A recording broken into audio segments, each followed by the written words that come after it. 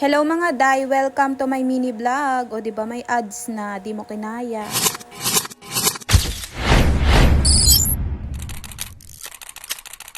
Pahinga ko nga kahapon, kaya nga maghapon talaga ako sa bahay. Pero nahiga nga lang ako kasi dinamdam ko talaga ang pahinga ko mga ante. Ngayong araw nga ay tama na ang pahinga sa babae. Charis. Ang appointment ko nga for today ay hapon pa, kaya naman netong umaga ay nag-asikaso muna ako ng mga dapat asikasuhin. Syempre, nilabhan ko muna ang uniform ng anak ko para nga bukas pa planchahin na lang. Alam niyo naman ang araw, lagi na lang nagmamadali. Tapos magluluto na nga rin ako ng ulam namin. Ang lulutuin ko nga ngayong araw ay tofu sisig, tapos adobong baboy kasi nga ayun ang request ni Amo. Mahaba pa naman ang oras ko ngayong araw, kaya naman gusto ko talagang ubusin to kasi nabuburyong talaga ako kapag paupo-upo ako ng maghapon. Syempre, dahil nga mahaba pa naman ang oras, gagawin ko na nga muna ang mga dapat gawin dito sa bahay para naman pag uwi ko ay wala na akong masyadong gagawin. Kalalaba ko nga lang netong carpet namin sa kwarto, pero lalabahan ko na naman kasi nga sinukasukahan naman neto ni Twinkle. Naglilihi na naman yata kapapanganak lang. Sige man bembangan, charis.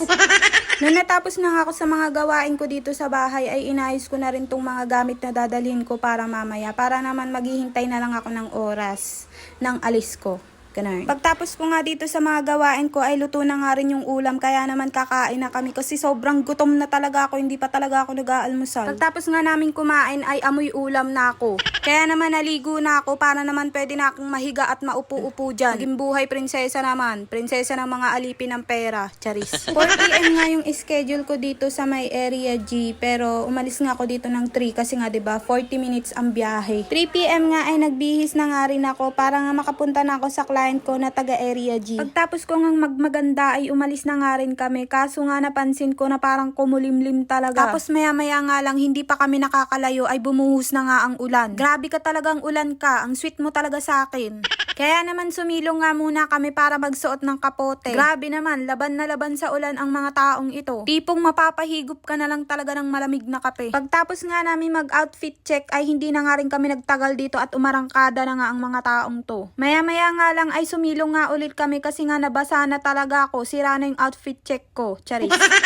Napakalambing talaga ng ulan na to pero walang makakapigil. Nung nandito na nga kami sa Dasma ay grabe naman ang traffic. Kasi naman ang taas pala ng baha, buti na lang nagiging jet ski yung motor namin sa baha. Charis. Nilusong na nga namin to kasi wala naman choice. Andito na talaga kami. Nung nandito na nga kami ay inumpisahan ko na agad to si client kong magandang morena. Tapos ito na nga yung nails na pinagawa ni client. Pagtapos nga nun ay nagpa-eyelash extension na rin siya. Napakaganda mo naman. After nga ng mga kaganapan sa buhay namin ngayong araw ay syempre uuwi na kami kasi madilim na talaga. Pero hindi nga namin pwedeng kalimutan ang pasalubong sa mga amo namin.